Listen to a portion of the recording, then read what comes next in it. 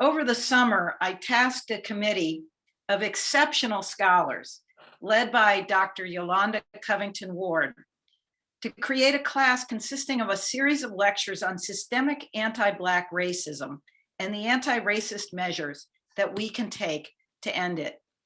They responded brilliantly with an amazing new learning opportunity called Anti-Black Racism: History, Ideology, and Resistance. In the fall semester alone, 5,054 students were enrolled. What I find especially impressive about the efforts made on the part of Dr. Covington Ward and the exceptional committee she led is the integration of a variety of scholarly disciplines, spanning the humanities, social sciences, the arts, education, social work, and public health, to explore themes to help students understand how anti-Black racism functions in US society. Now I'm going to acknowledge each person who played an important part in this outstanding effort. And I'm going to name each one of them. Yolanda Covington Ward, Bree Newsom Bass, Eric Biko, Andrew Bentley, Keisha Blaine, Michael Bridges, Waverly Duck, Alexandra Finley, Nicole Mitchell Gant, Tiffany Gary Webb, Tony Gaskew, Felix Germain, Michael Goodhart, James Hughley, Dawn Lundy Martin, Darnell Moore, Lizette Munoz Rojas, Audrey Morell, Aluchi Okafor, Lee Patel, Jawanza Rand, Carl Redwood, Elena Roberts, Kaniqua Robinson, Cheryl Ruffin, Stacy Wood, Gabby Yearwood. What an incredible team. Thank you all for making this course a reality. And now I'd like to invite Dr. Covington Ward to make a few remarks. Yolanda? Hi, thank you, Anne. Thank you so much for that gracious introduction and for recognizing all of the members of our team who contributed to making this course a success. So I just wanted to recognize the Committee on Anti-Black Racism and Transformative Pedagogy who helped to put this together, as well as all of the faculty, staff, and community members who contributed lectures to the course, and the staff, of course, who worked so hard to administer the course.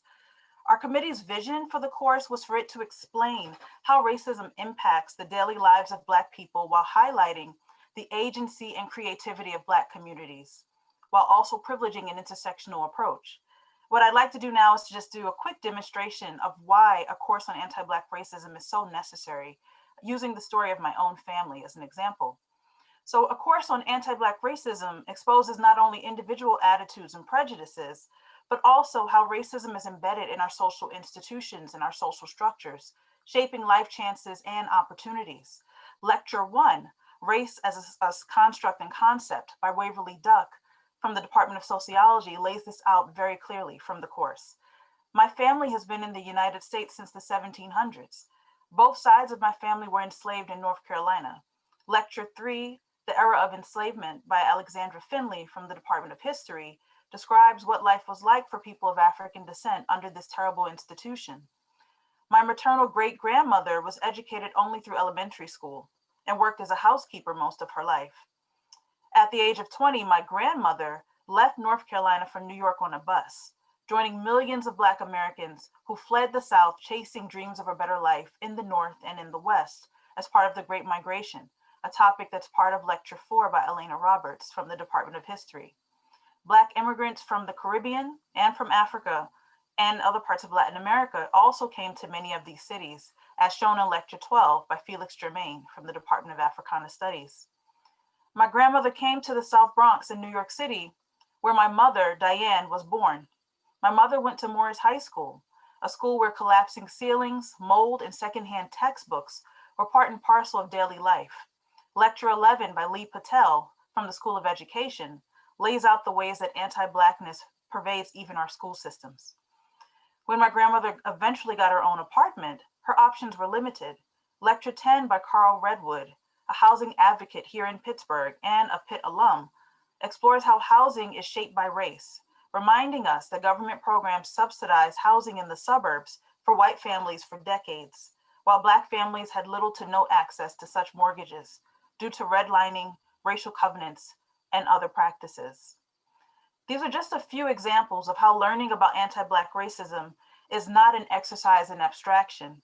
Anti-Black racism is woven into the very fabric of our nation, from the era of enslavement to Jim Crow to our modern day fight for racial justice and equality at a global level. I, along with members of the committee, am proud to have played a part of the effort to educate so many around such important issues. Thank you so much for this recognition.